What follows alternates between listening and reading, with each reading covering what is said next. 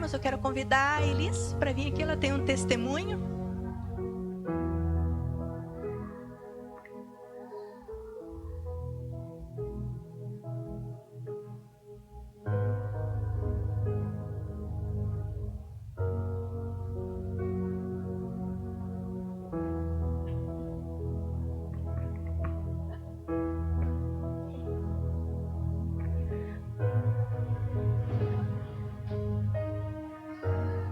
Paz do Senhor a todos. Amém? Tenho um testemunho grande para contar, para engrandecer mais ainda o nome de Jesus. Há uns 3 anos atrás, assim, eu sofri de ansiedade, né? Que era algo assim que judiava muito de mim, sabe? Os sintomas eram bem chatinho e me fez sofrer bastante, né? Então, mais ou menos 1 ano e meio que eu descobri que era a ansiedade, que, como os médicos falam, é a síndrome da ansiedade, né? E daí, eram uns sintomas, assim, que me deixavam bem nervosa, assim, qualquer coisa que eu sentia, qualquer dorzinha que eu sentia, eu já ficava bem nervosa, assim, já achava que ia morrer com aquilo. Uma dor de cabeçazinha de leve que eu sentia, eu já achava que ia morrer, que quem que ia ficar com meu filho, sabe? Já vinha toda essa preocupação. Então, isso me judiou por uns 3 anos. E daí, aí, o que me fez procurar o médico foi que uma vez que eu fui de férias em Fortaleza, eu fiquei doente lá, né? E fiquei bastante nervosa com isso, achando que ia morrer com aquilo e tal. E eu sentia bastante dormência nas minhas mãos, na minha boca. Eu já não conseguia nem falar, porque daí minha boca formigava, minhas mãos, meus pés, o corpo inteiro. E aquilo já estava ficando constante, então quase todos os dias eu estava sentindo aquelas coisas, né? E aí foi aquilo que me fez procurar um médico. Foi quando eu procurei um clínico geral e ele pediu uns exames. Fiz todos os exames que ele pediu e não deu nada.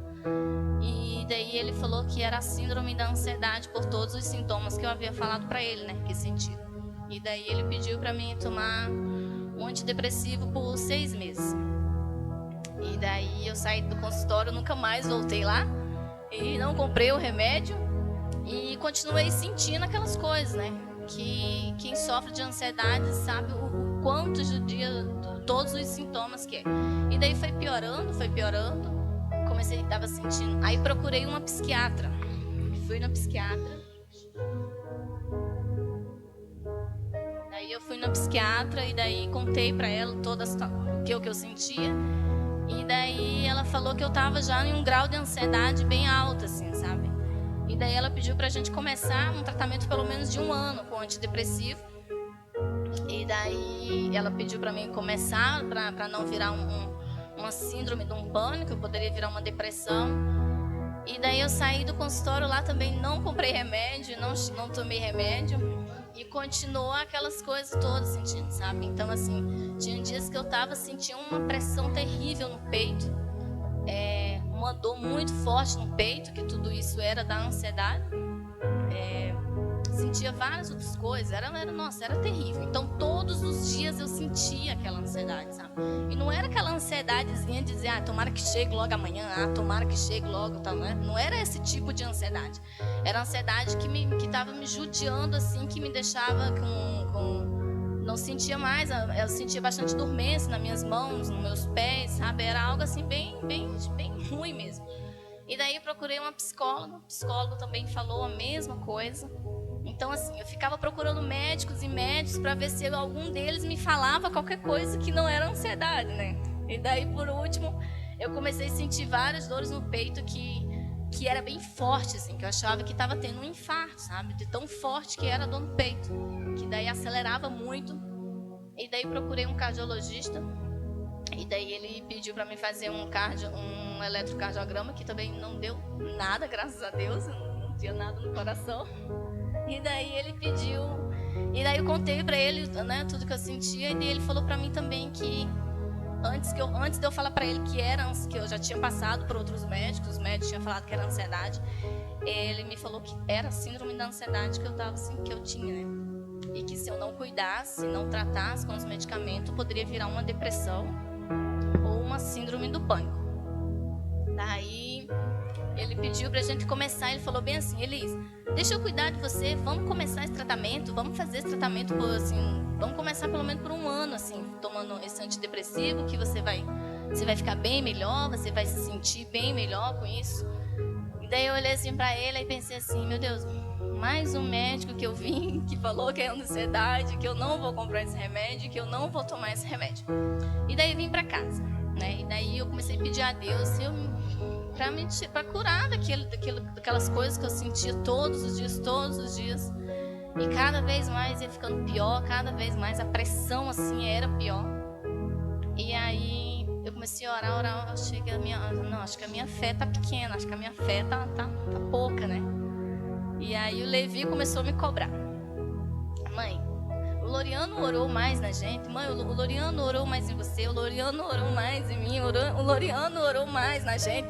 E daí todo dia o Levi me cobrava isso. E daí eu pensei assim, acendeu uma luzinha lá, né? O Espírito Santo foi lá e eu falei: meu Deus, eu acho que tá faltando só uma oração para que eu não seja curada, né? Faltando uma oração mesmo de um servo de Deus assim, para que eu possa ser curada disso. Aí eu falei: tá, eu vou começar com o Loriano. Daí vim pra igreja, daí o Levi, aí terminou o culto, né?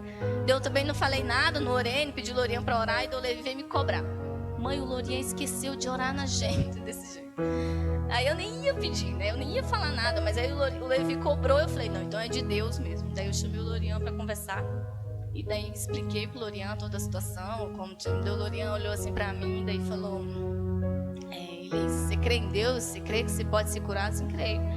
E daí ele falou, eu lembro bem das palavras dele na oração, que ele falava assim que estava repreendendo todo espírito de depressão, de ansiedade, estava repreendendo toda enfermidade espiritual. E começou a orar, e o Levi assim, a fé do Levi parece até que estava maior que a minha, assim, sabe? Na hora que ele pegou na minha mão, segurou minha mão forte, o Levi ficou orando ali de olhinho fechado. E o Lourinho orando nós dois. E daí começou a orar, ali ele, tá. Daí fui pra casa, passou-se uma semana, né? Depois que o Lourinho orou, passou-se por ali uma semana, daí eu tava sentado no sofá assistindo TV. E de repente algo me incomodou, porque assim, eu sentia todos os dias. Então aquilo ali já era um hábito, de todos os dias eu sentia aquela ansiedade, sabe? Então fazia mais ou menos uma semana que eu não sentia mais nada. Daí aquilo é como se tivesse assim, sei lá, me incomodou. Por eu não ter sentido aquela semana, não ter sentido a ansiedade, me incomodou. E daí eu olhei assim pro Wellington, eu falei: Wellington, fez uma semana que eu não sinto ansiedade. Daí o Wellington olhou assim pra mim: tá, mas então esqueça, para de ficar falando, então não fique pensando, não fique lembrando e tal. Eu falei: tá. Daí foi lá uma semana, fui lá 2 semanas, e daí já fazem 3 meses que eu não sinto nada de ansiedade, nada, assim, graças a Deus, assim, pra honra e glória do Senhor Jesus, eu fui curada, porque era algo que eu sentia todos os dias, assim, não tinha um dia sequer que eu não sentisse, né?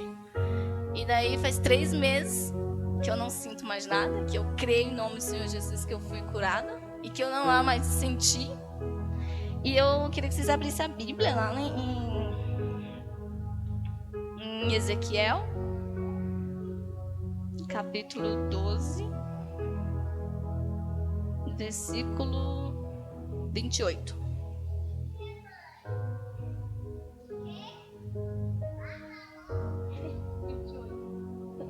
Vai lá abrir sua Bíblia. Esqueceu hoje.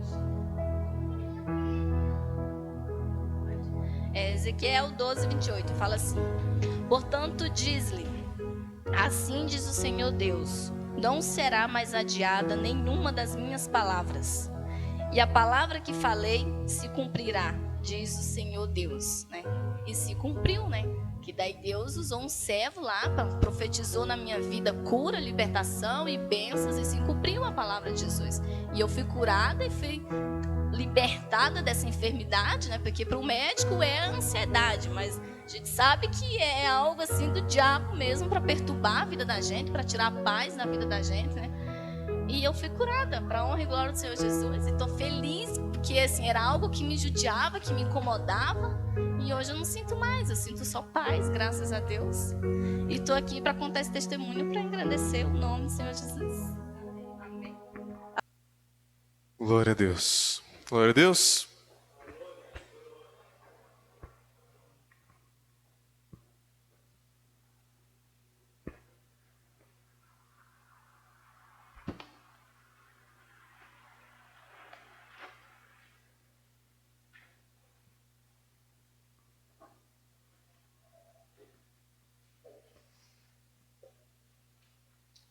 Abra sua Bíblia comigo em Gálatas, capítulo 3.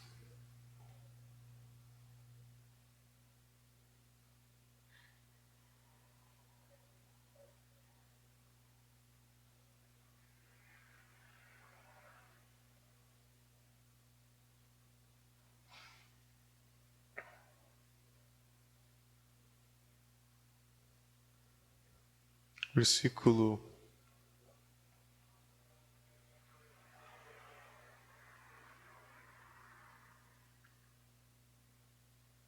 12. Gálatas, capítulo 3, versículo 12. Amém?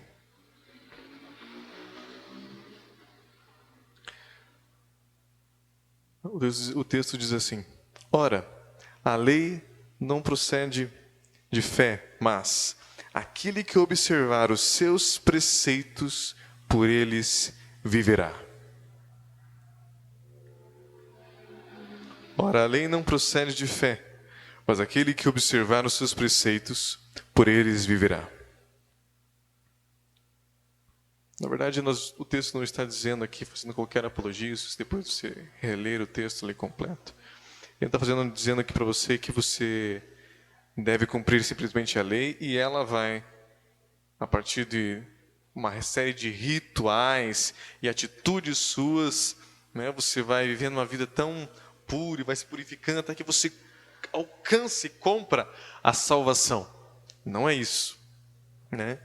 Antes ali mesmo ele fala, é o caso de Abraão que creu em Deus e isso lhe foi imputado para a justiça. Sabei, pois, que os da fé é que são os filhos de Abraão. Ora, tendo a Escritura previsto que Deus justificaria pela fé os gentios, preanunciou o Evangelho a Abraão. Em ti serão abençoados todos os povos. De modo que os da fé são abençoados com o crente Abraão. Todos quantos, pois, que são das obras da lei, estão debaixo de maldição. Porque está escrito, maldito todo aquele que não permanece em todas as coisas escritas no livro da lei, para praticá-las. É evidente que pela lei ninguém é justificado diante de Deus, porque o justo viverá pela fé. Ora, a lei não procede de fé, mas aquele que observar os seus preceitos, por eles viverá. Nós sabemos que nenhum homem, né, conseguiu cumprir a lei. Realmente, a lei ela foi criada, né, fica até uma coisa esquisita, né? Por que Deus criaria uma lei, né, preceitos, princípios para serem cumpridos e através daqueles princípios você vai ser salvo? Mas nenhum homem realmente conseguiu cumprir a lei. Não é verdade? Jesus, além de tudo, ainda ele vem mostrar, né, que não que só que as pessoas não conseguiriam cumprir de si mesmas, né, mas é interessante quando ele começa a explicar espiritualmente o entendimento do que significava a lei do Senhor, né, e ele começa a mostrar os princípios espirituais daquilo tudo, né, que não era apenas o adultério em si que seria o pecado, mas somente você ter pensado aquele desejo no seu coração já estaria relacionado, já seria a mesma coisa que você tivesse adulterado. Ele começa, ele aprofunda mais ainda.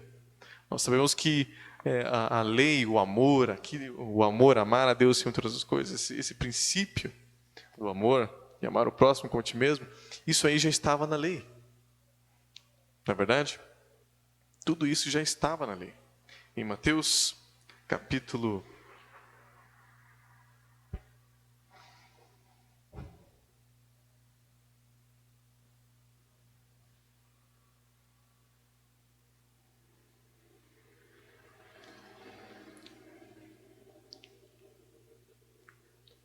7,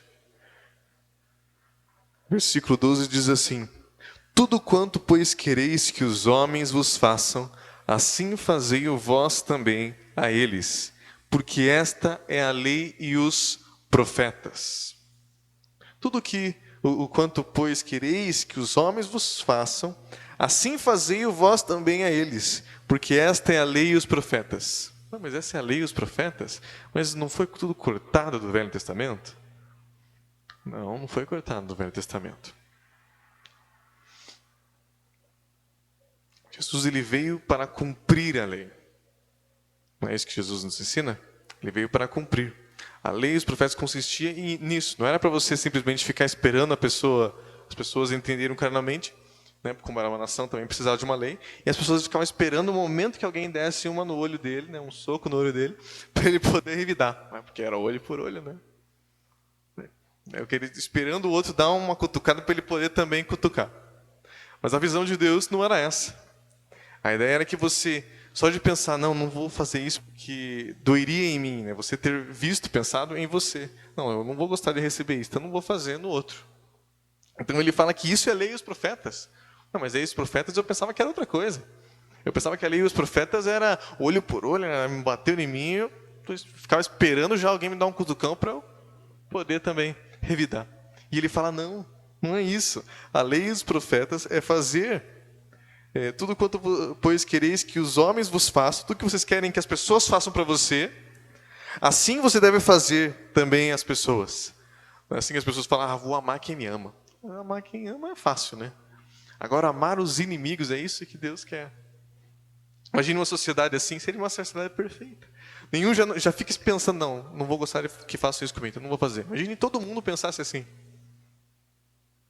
Seria uma sociedade perfeita. Amém?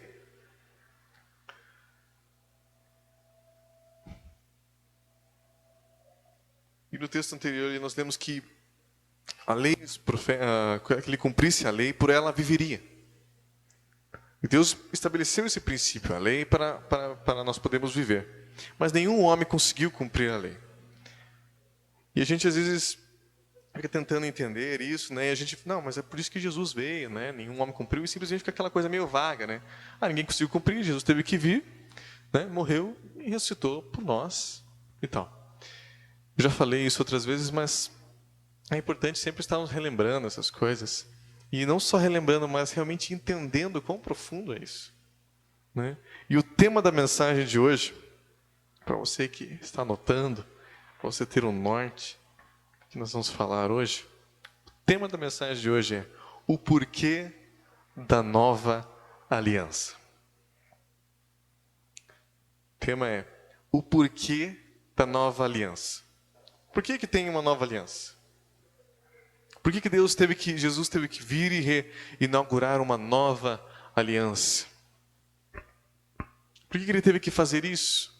Por que ele teve que derramar o sangue dele, teve que vir morrer e ressuscitar?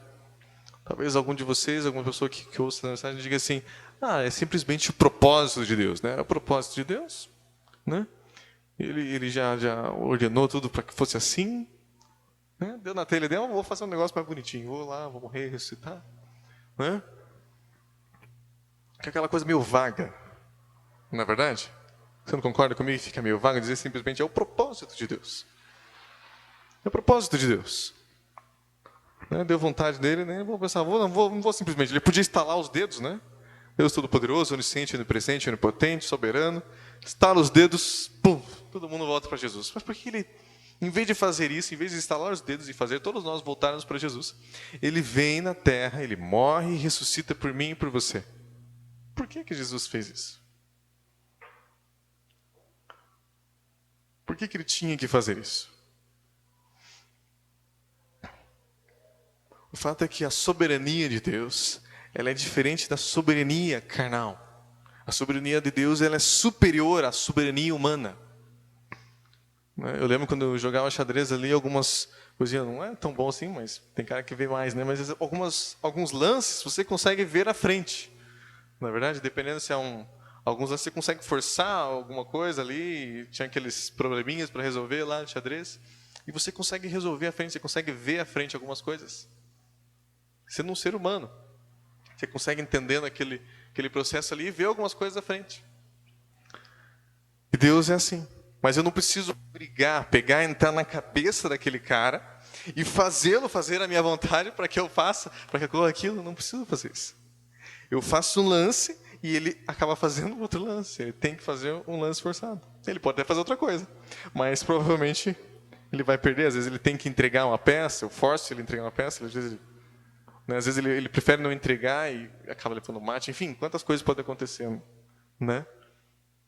Mas Eu não preciso forçá-lo. Você entende o que eu quero dizer?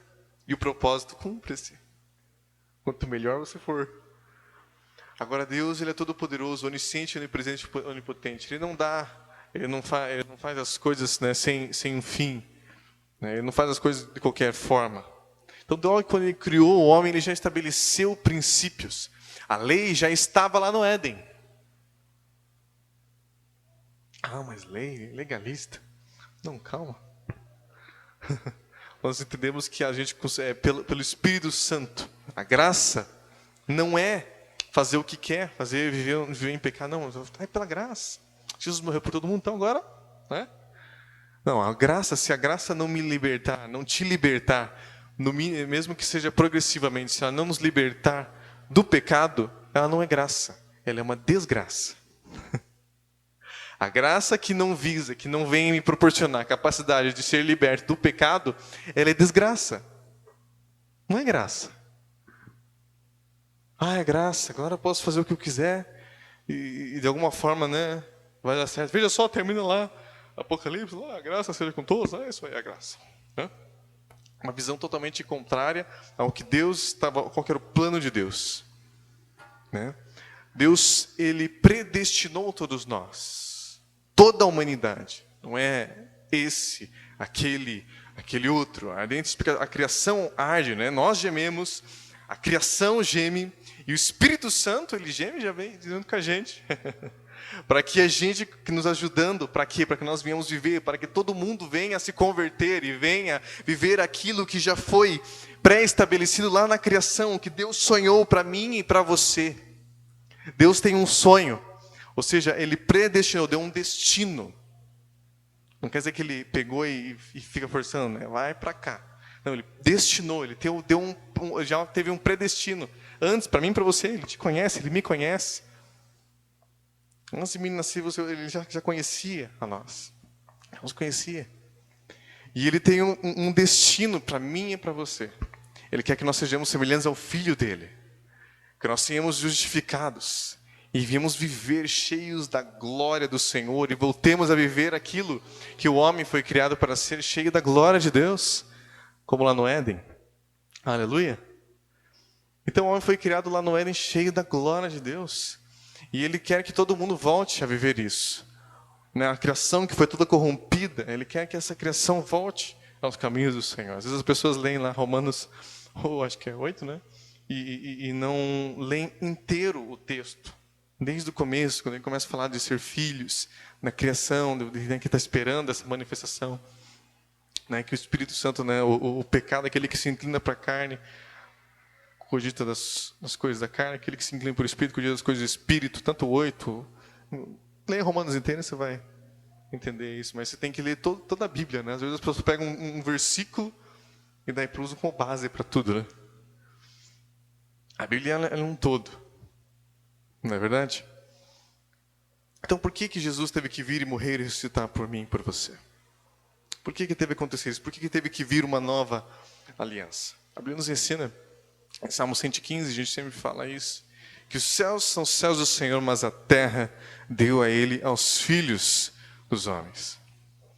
Deus, no sexto dia, ele entregou a autoridade para o homem, para mim e para você. No sexto dia, ele disse assim, criou no versículo 27 de Gênesis 1, versículo 26. Façamos o homem a nossa imagem, conforme a nossa semelhança. Tenha ele domínio sobre os peixes, sobre o mar, sobre as aves, sobre dos céus, sobre os animais domésticos, sobre toda a terra e sobre os animais domésticos, sobre toda a terra e sobre todos os répteis que rastejam pela terra. Criou Deus, pois, o homem à sua imagem. A imagem de Deus o criou. Homem e mulher os criou. E Deus os abençoou e lhes disse: sede fecundos, multiplicai-vos, enchei a terra, sujeitai-a, dominai sobre os peixes do mar, sobre as aves dos céus e sobre todos os animais que rastejam pela terra. Então ele vai ali, nesse momento ele dá autoridade. né? Você também tem as diferenças ali, Gênesis 1, Gênesis 2, né? Mas Deus cria sempre um ambiente para cada um de nós, para o ser humano habitasse. Esses dias estava tendo uma mensagem interessante, né? Quando ele vai criar o mar, né? Ele dá ordem ali, né? Povoem-se as águas de enxames e seres viventes, não é isso? Produza a terra os seres viventes conforme a sua espécie. Ele fala para produzir, né? Eles produzam aí. Agora o ser humano, ele foi criado nele, né? Em Deus. Deus mesmo criou ele, com as suas mãos. O ambiente mesmo que Deus criou era a presença do Senhor. Por isso que sem Deus, sem a presença de Deus, se você tira o animal da terra, se você tira o peixe do mar, isso mata eles. Isso faz mal para eles. Mas quando nós ficamos fora de Deus, nós também morremos. Por isso que nós devemos estar em Deus, cheios da presença do Espírito Santo de Deus. Deus, ele delegou a autoridade. Tudo que ele faz na terra, tudo que Deus faz na terra, ele age em concordância comigo e com você. Nós somos cooperadores de Cristo. Nós concordamos com ele, não porque ele precise disso, mas porque ele decidiu agir assim. Agora há pouco eu estava falando um pouco sobre soberania, porque a soberania de Deus ela é diferente da soberania do homem. Ela vai muito além disso.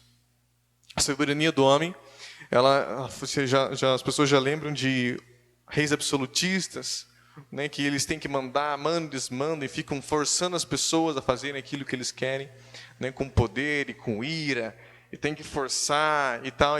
Mas é interessante que, ao mesmo tempo que eles parecem tão poderosos, eles não são tão poderosos quanto as pessoas imaginam. Porque se todo o povo fosse contra eles, se ele matasse todo mundo, se ele matasse todo mundo, todas as pessoas, seus súditos, ele deixaria de ser o rei absolutista. Porque não teria sobre quem reinar. Percebe? Esse é um reinado falso, fraco, que precisa forçar, precisa obrigar. Né? A autoridade, eu e você, nós podemos ser líderes, não sei, talvez você vai ter uma empresa, vai ter um negócio, você não precisa, o verdadeiro líder mesmo, ele influencia. Liderar é influenciar. Liderar é influenciar. Se eu e você já conseguimos entender isso, será que Deus não entendeu isso? Que eu não consigo extrair o melhor das pessoas quando eu forço elas. Por isso que quando o Espírito Santo convence do pecado, da justiça e do juízo, ele não me obriga, ele abre o meu entendimento. Você entende aquilo. E quanto mais forte a presença de Deus, a glória de Deus em que nós somos expostos a ela, o nosso entendimento é aberto. Deus não precisa mentir para mim e para você para fazer a vontade dele. Ele só precisa mostrar a verdade. Que nada é mais prazeroso e nada é melhor do que estar na presença dele. E você se depara com aquela maravilha e você fala, eu quero ele. É quase irresistível. Deus não nos obriga. Mas quanto mais ele abre o entendimento, quanto mais o Espírito Santo se manifesta convencendo do pecado, da justiça e do juízo, é praticamente irresistível. Não porque ele obriga ou porque ele determinou você para ser salvo ou outro. Ele tem todos para salvação. O sangue de Jesus não é um sangue fraco. Ele não veio para derramar sobre alguns apenas. Não culpe Deus por aqueles que não o conhecem. A gente tem costume de colocar em Deus as culpas, né? Na verdade, o fato é que Deus, lá ele entregou a autoridade para o homem. E o Satanás, entendendo desse princípio, quis que o homem pecasse. Para que ele entregasse a autoridade a Satanás. E quando ele entregou a Satanás a autoridade, Satanás, né, que não tem família, né, ele quis destruir a família de Deus. Não é verdade? Satanás que não tem as bênçãos de Deus, não tinha a presença de Deus, que já estava condenado. Satanás que não tem mais volta, não adianta você ficar orando para Satanás, para ele se converter, ele não tem mais volta. Ele queria o quê? Que o homem também fosse para o mesmo caminho. Por isso que ele faz tudo isso. Não coloca toda a culpa também em Satanás, muitas vezes as pessoas mesmo. Mas se fosse para colocar alguma culpa, seria o próprio demônio. Satanás e os demônios. Biblicamente, não há Deus mesmo, ele mesmo não tenta as pessoas. Ele permite a ação. Só você ler Jó. Deus permite a ação do inimigo. Mas ele mesmo, ele não tenta. Ele mesmo não precisa fazer aquilo. Ele é tão soberano, mas tão soberano, mas tão soberano, que se toda a humanidade fosse todo mundo para o inferno, não vai acontecer isso, né? Porque Deus tem planos. E Ele é melhor do que qualquer administrador, é melhor do que qualquer pessoa. E Deus vai cumprir. Mas imagine que todo mundo fosse para o inferno. Todo mundo morresse agora. Que lá explodisse a terra. Né? Todas as gerações, todo mundo, desde Adão, lá, todo mundo para o inferno. Né? Explodiu, desapareceu os anjos, desapareceu os demônios. Deus deixa de ser Deus? Deus não deixa de ser Deus. Deus continua sendo Deus soberano. Quando Deus entrega a autoridade para mim e para você e fala, aquilo que você declarar vai acontecer, e de repente, sei lá, imagine que você fizesse alguma coisa errada, né, com aquele poder que Ele delegou para você. Ele vai deixar de ser soberano por isso? Ele não deixa de ser soberano. Deus é onisciente, Ele é onipresente, Ele é onipotente. Ele não, por mais que tudo aqui exploda, todos os anjos, sei lá, os anjos, demônios, imagine que não vai acontecer isso, não tem possibilidade disso. Mas imagine apenas que os demônios vencessem os anjos. Ele continua sendo Deus. Isso é que é soberania. Soberania não é Ele precisar forçar a mim, a você, é Ele poder, mesmo sem forçar, abrir o entendimento. Porque eu e você já fomos criados para estar nele. Quando nós somos expostos à presença dEle, é iluminado o entendimento, simples, assim. Nós voltamos a entender, o nosso espírito está dentro, já temos um espírito. E quando nós somos expostos à presença dEle, simplesmente nós entendemos. Nós somos criados para ser reis e sacerdotes, para estarmos junto com o Pai. Aleluia. Mas Ele delegou a autoridade. Depois no capítulo, no sétimo dia, Deus descansa. Né? Eu já falei sobre isso. Por que Deus descansa? Do que Deus descansa? Né? E daí o próprio Jesus, Ele volta, Ele fala que o Pai dele está trabalhando até hoje. Ué. E Jesus gostava de fazer os milagres, era no sábado ainda, né? Fazia lá um milagre só para dar uma confrontada. Porque o Velho Testamento, ele é uma sombra. Embora ele não foi apagado, ele é uma sombra. Ele não é a imagem real daquilo que nós percebemos. Ele gostava de curar porque ele mostrava, é nesse dia aqui que eu tenho que fazer milagre mesmo. Porque nesse dia, esse dia simbólico, que é a cada 7 dias nós simbolizamos novamente aquele dia, esse dia aí que vocês estão guardando aí, esse dia, né, que foi o 7º dia, é o dia que eu entreguei a autoridade. É nesse dia, por causa desse dia, que eu posso curar um enfermo. É por causa desse dia que os enfermos são curados. É por causa desse dia que a mão desse homem vai ser curada. Esse homem que não pode andar vai começar a andar. Por causa desse dia. Porque no 7º dia foi dada autoridade ao Filho do Homem. E Deus, a partir desse dia, desse tempo que Ele descansou, nós vemos sempre nos reis, né? Ali descansa tal rei e começa a reinar outro, não é isso? Porque Deus tinha entregado a autoridade para Adão ali. E quando ele entrega essa autoridade, Ele descansa. Nesse momento vem a autoridade sobre o homem. Agora, tudo que vai acontecer na terra, Deus mesmo nunca mais fala, haja isso, haja aquilo outro. Deus nunca mais fala assim. Nós vamos ver em Ezequiel, filho do homem, profetiza. Em Provérbios, a Bíblia nos ensina que o poder da vida e da morte está em nossos lábios. Aquele que bem utiliza, colhe dos seus frutos. Isso não quer dizer, né, que a pessoa fica lá, mas eu declarei o negócio, não aconteceu. Calma, é um crescimento espiritual. Né? As pessoas já pensam que estão andando como Jesus. Elas começam a entrar em algumas coisas, né, e culpar a Deus. Muitas vezes nós estamos pedindo a vontade de Deus e não vemos a vontade. Daí quando acontece a vontade de Deus, a gente não quer, né? Deus, seria feito a tua vontade. É a situação que realmente eu não sei o que é melhor, seria feito a tua vontade, né? Mas quando acontece a vontade de Deus, a pessoa não quer. E outra coisa também é quando a pessoa ela declara, mas eu declarei com toda a fé ali.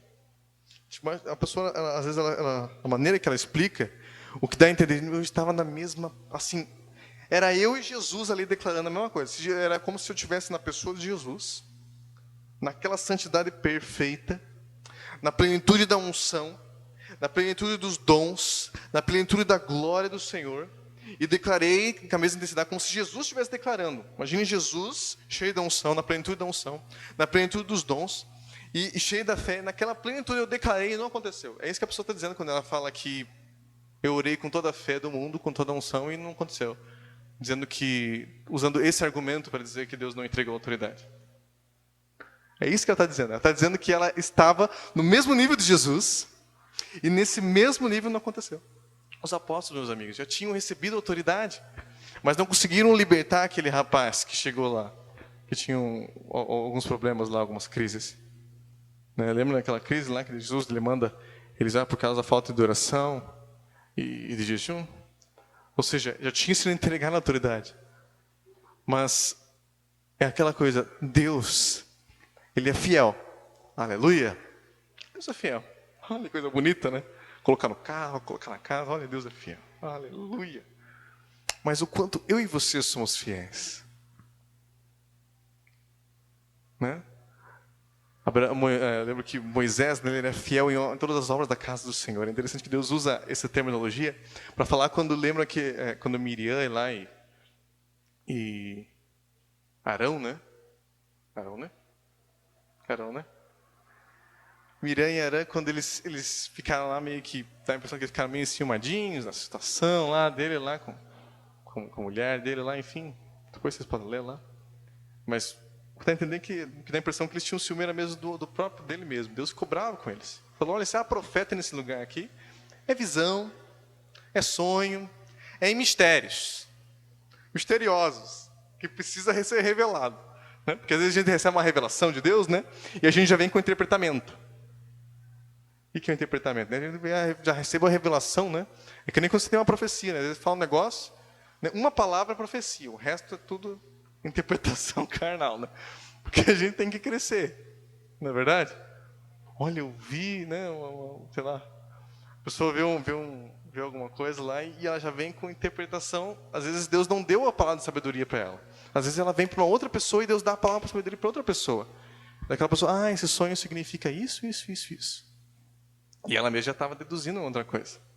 Por isso que mesmo, acho que talvez até por isso que Paulo já fala, cuidado, não vá na onda de visão, disso, daquilo. Você tem que ir pela palavra de Deus. Mas com Moisés era diferente. Ele falava face a face, como se fala com um amigo. Assim era que falava com Moisés. Eles não tiveram temor dele. Temor de Deus por causa da intimidade que esse cara tinha com Deus. Né? De qualquer forma, eu e vocês precisamos entender que estamos crescendo, mas a base, a essência da nossa vida não é isso, não é as milagres, isso é a intimidade com Deus, é a salvação, é estar com Deus. Porque não adianta nós ganharmos o mundo inteiro, se não nós perdemos a própria alma. E Deus entregando a autoridade, né? O homem entrega a autoridade para Satanás. Mas em Gênesis 3, versículo 15, após a Eva lá ter pecado, ter entregado a autoridade para Satanás, porque a autoridade, quando você obedece àquele quem você obedece, você se torna servo, certo? Ele tinha falado lá para Adão, já tinha colocado a lei para ele, falado, olha, você pode comer do fruto da árvore da vida, mas a árvore do conhecimento do bem e do mal, desse você não pode comer. A árvore do conhecimento do bem e do mal não pode comer. Apenas do fruto da árvore da vida. É interessante que a Eva vem com entendimento errôneo e fala, do fruto do conhecimento do bem e do mal eu não posso comer, nem tocar. Nem tocar, nem comer. Não é isso que ela fala? Do fruto das árvores do jardim podemos comer, mas do fruto da árvore que está no meio do jardim, disse Deus, dele não comereis, nem tocareis nele, para que não morrais. Deus não tinha falado que não podia tocar. Deus tinha falado que não podia comer. Mas a Bíblia diz que o povo perece por falta de conhecimento. Por quê? Porque o sacerdote tinha falhado. O sacerdote tinha falhado. Quem que tinha recebido a mensagem? Adão. Mas Adão, provavelmente, né, tenha recebido com muito temor a palavra de Deus ali. E talvez meio apressado, né, com a vida, não sei o que passou, como é que foi essa história. Ou talvez ele assim, com tanto medo, né, que passou um peso muito grande sobre ela. Falou, olha, Eva, vamos fazer o seguinte, nem toque naquela árvore. Você não tem noção, quando Deus falou comigo, foi muito forte. Então nem toque naquela árvore. Ele podia ter falado só não coma, né? Como Deus tinha falado para ele. Mas é que a gente às vezes fica com tanto medo, né? E Deus fala, não fique 1 metro, fique 10 metros, que o negócio. Quando Deus fala, já pensou Deus falando com você e mostrando e você entendendo da boca de Deus o quão pesado seria, você vai morrer se você comer. Ele fala, nem toca. Né? Talvez ele tenha falado isso. E ela vem com esse entendimento errado, mas depois nós vemos na Bíblia, lá em Hebreus, que o alimento sólido é para os adultos, aqueles que pela prática. Vamos ler lá. O alimento sólido é para os adultos, para aqueles que pela prática têm as suas faculdades exercitadas para discernir não somente o bem, mas também o mal. Saber o que é errado, tocar, saber o que é errado e o que é certo pelo Espírito Santo, ter esse entendimento, isso não é pecado, não era o erro. Agora, viver isso, aí que é o erro. Porque a sabedoria é mais do que aprender com os erros, é você aprender com os erros dos outros. E quando você simplesmente saber aquilo que é errado, não era problema. Eu entendo que o fruto aqui fala exatamente de andar fora do amor de Deus, fora da vontade de Deus.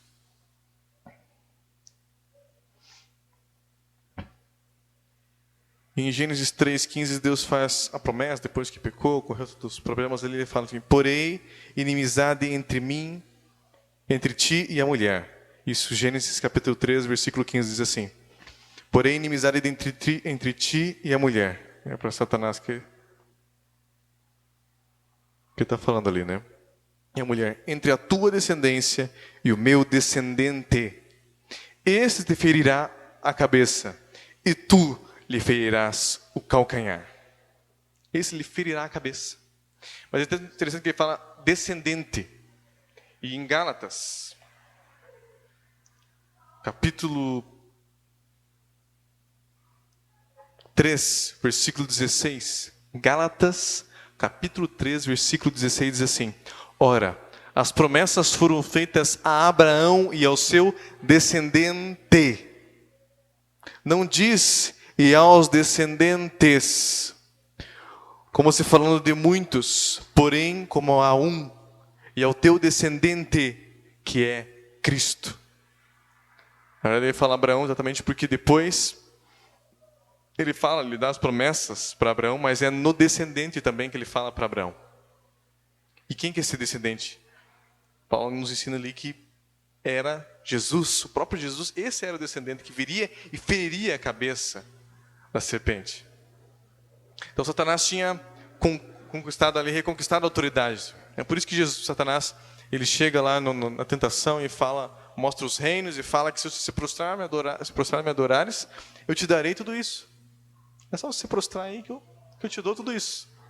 Ele não estava brincando ali. Realmente, ele tinha autoridade sobre os reinos. Ele tinha autoridade sobre isso.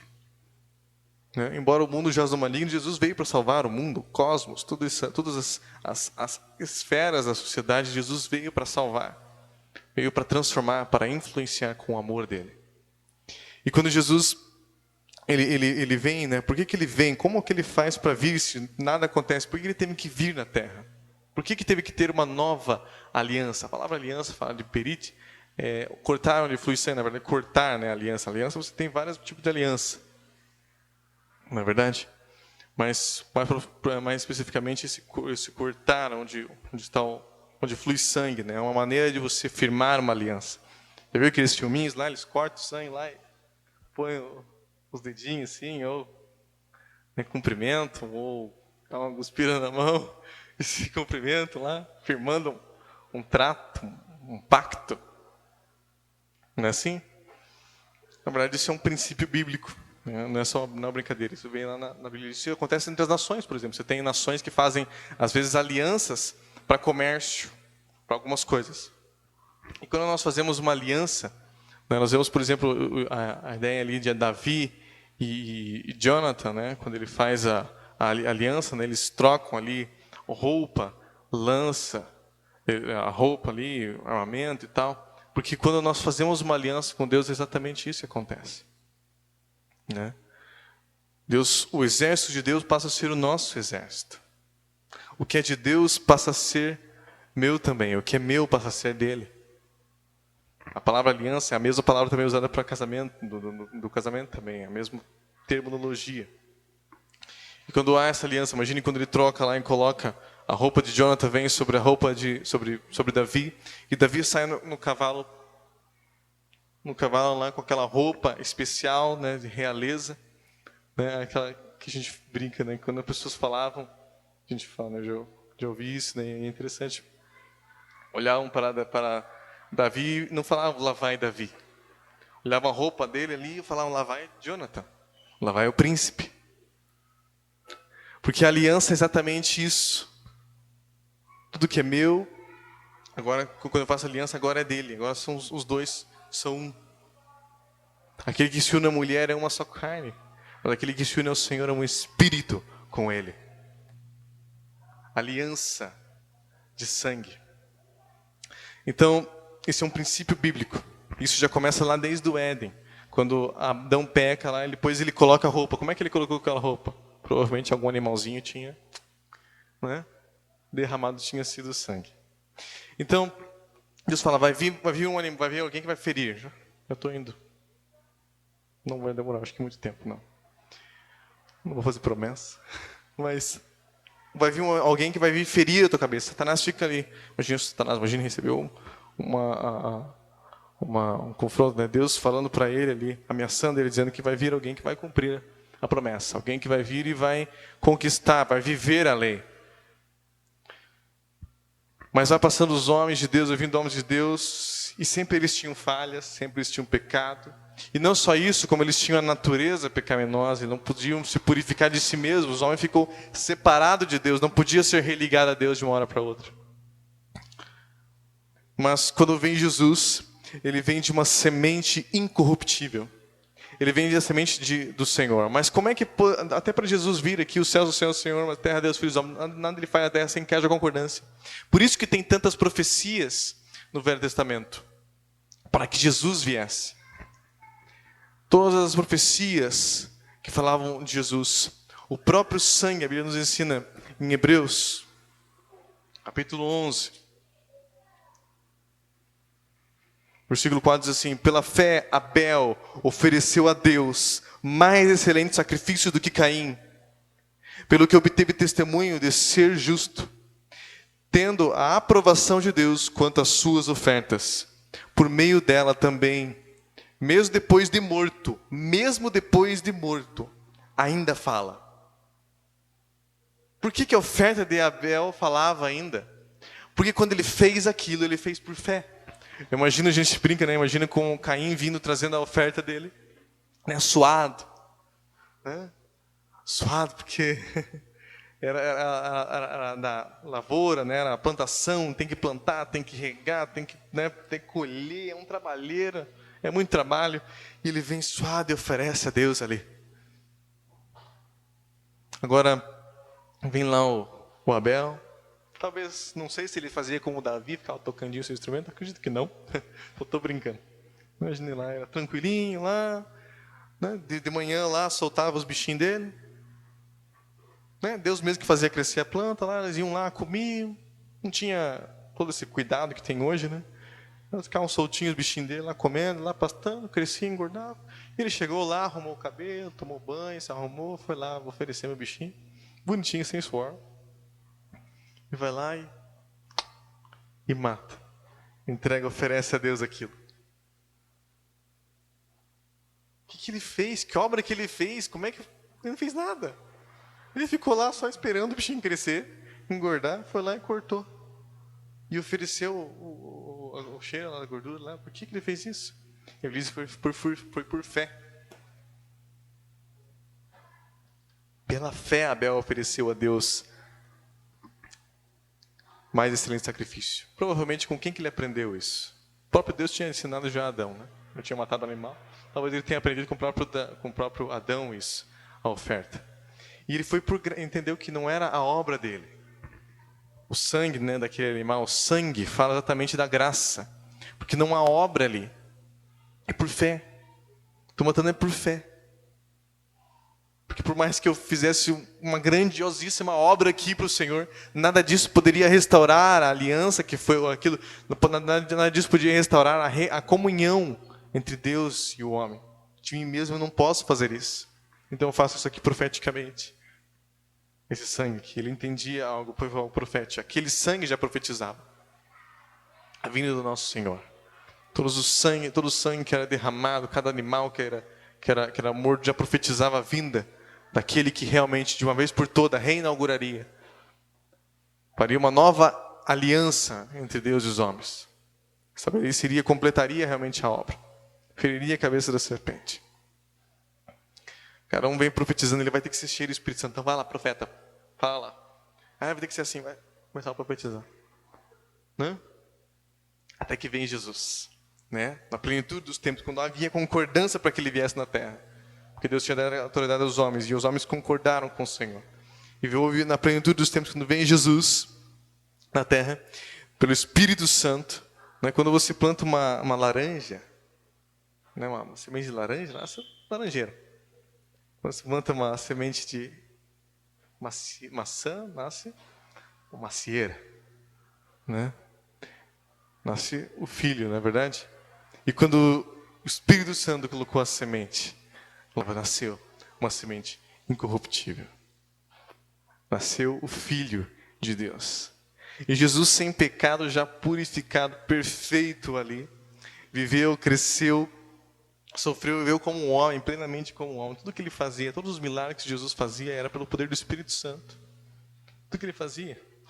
Né? Ele não faz nenhum milagre, não aparece na Bíblia nenhum milagre antes de ele ter sido batizado ali e recebido o Espírito Santo.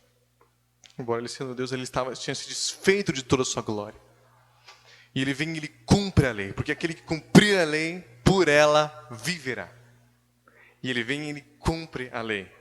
Vive perfeito, ele compra a lei agora. Mas ele era unigênito, agora ele vinha a ser, ele passaria de unigênito para primogênito. E como que ele faria isso?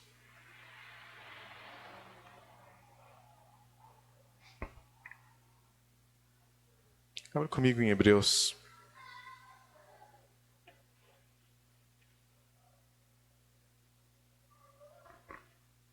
Capítulo 9.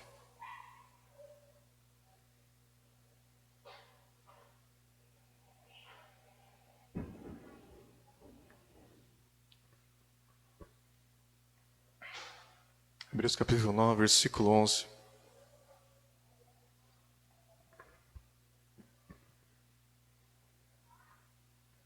Ele diz assim, Hebreus capítulo 9, versículo 11 diz assim: Quando, porém, veio Cristo como sumo sacerdote dos bens já realizados, mediante o maior e mais perfeito tabernáculo, não feito por mãos, quer dizer, não desta criação, não por meio de sangue de bodes e de bezerros, mas pelo próprio sangue, entrou no Santo dos Santos, uma vez por todas, tendo obtido eterna redenção.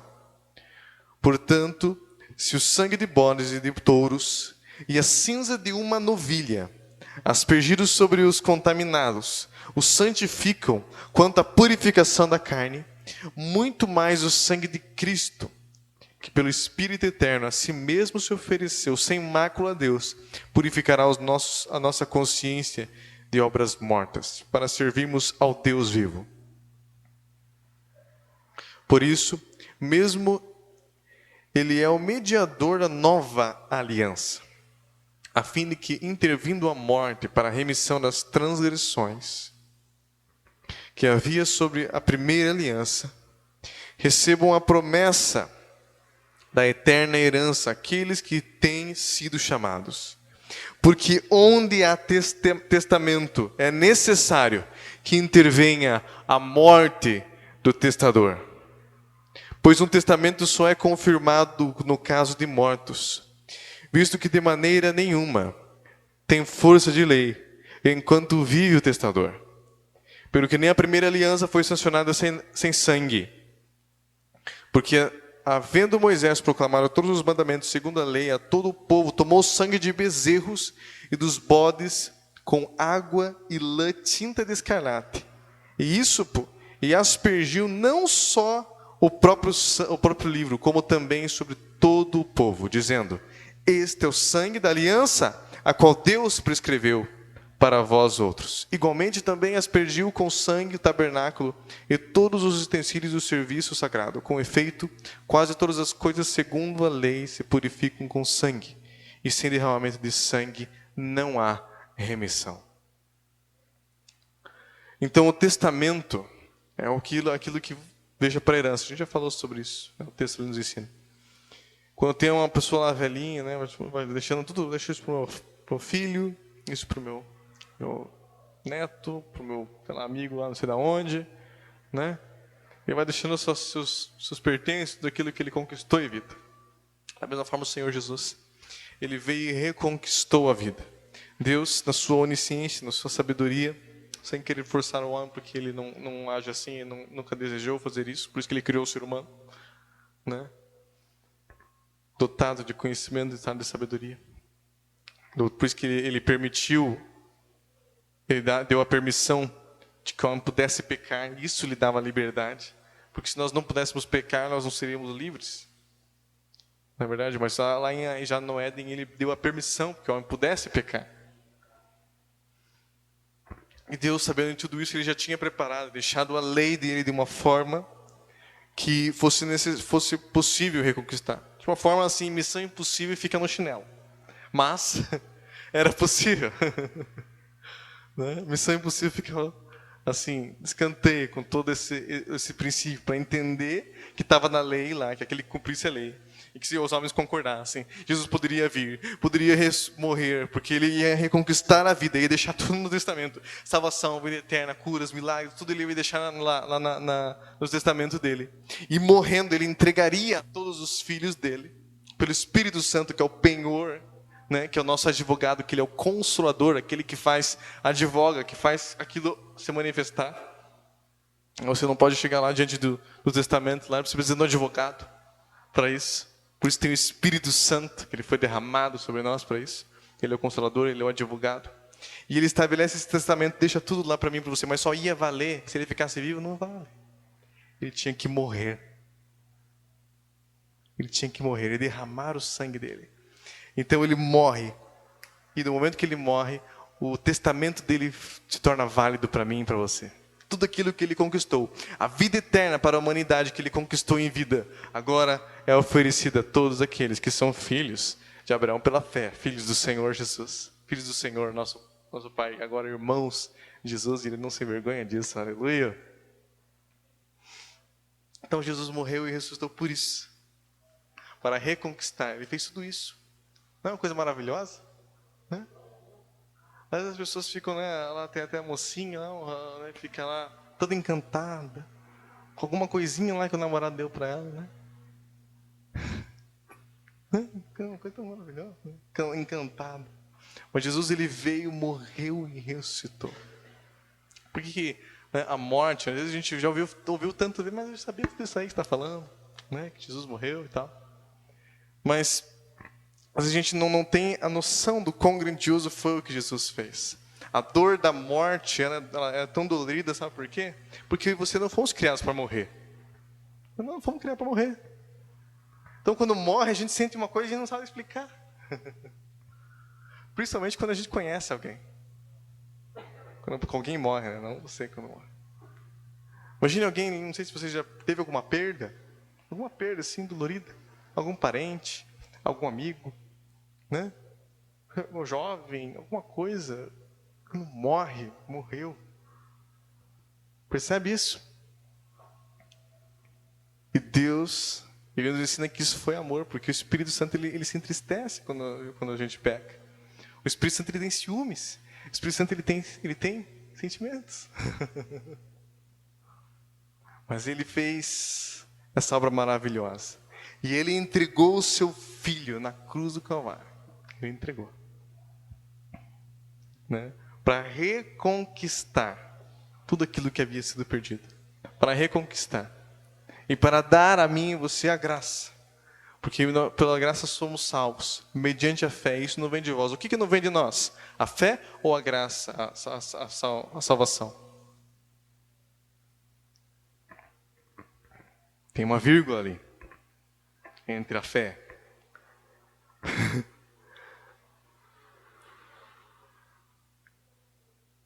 Pela graça somos salvos mediante a fé. E isso não vem de vós, é dom de Deus. O que ele está falando que não vem de nós, é dom de Deus, é a salvação. É essa graça. A graça é o que Deus já deu. Mas Ele não vai me obrigar, Ele vai iluminar meu entendimento, fazer entender. É para a gente tem que orar para as pessoas, né? Por nós mesmos, para que nós entendamos mais. Mas Ele não obriga ninguém. Porque nós devemos aceitar o Senhor Jesus. Aleluia. Aceitar Jesus como nosso Senhor e Salvador. E aquele que declarar com seus lábios. Quando nós declaramos com nossos lábios que Jesus Cristo é o Senhor e cremos no coração que Ele morreu e ressuscitou dentre os mortos, somos salvos. Precisamos entender o quão maravilhoso foi o que Jesus fez na cruz do Calvário. Jesus restaurou a comunhão comigo e com você. Jesus veio e fez uma aliança. Essa aliança ela é firmada em amor. Agora há pouco eu falei. Deus é fiel, não é verdade? Deus é fiel. Mas será que você é fiel? Será que nós somos fiéis? A aliança, ele já está tudo já deu. O meu exército é teu exército, já está tudo disponível aqui. Mas o quanto que nós estamos nessa concordância? Quero finalizar dizendo o texto que está em Salmos. Salmos capítulo... Antes de nós começarmos a falar um pouquinho sobre a ceia.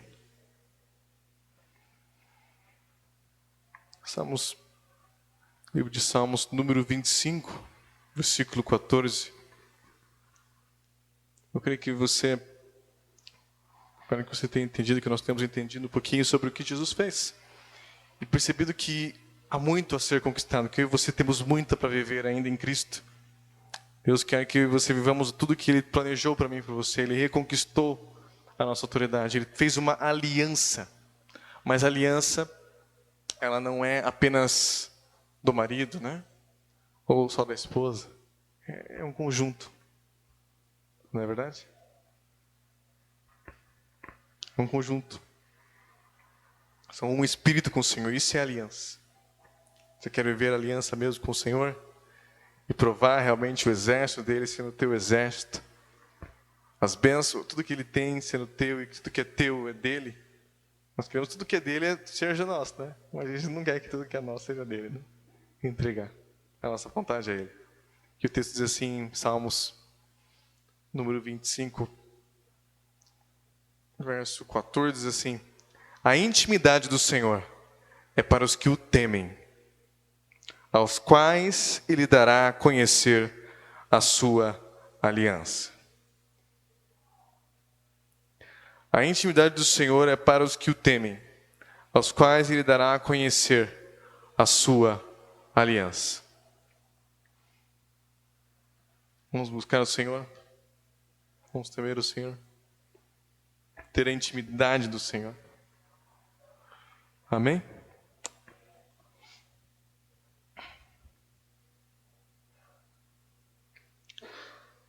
Por que a nova aliança? Porque Deus amou o mundo de tal maneira que deu seu Filho unigênito, para que todo aquele que nele crê não pereça, mas tenha a vida eterna.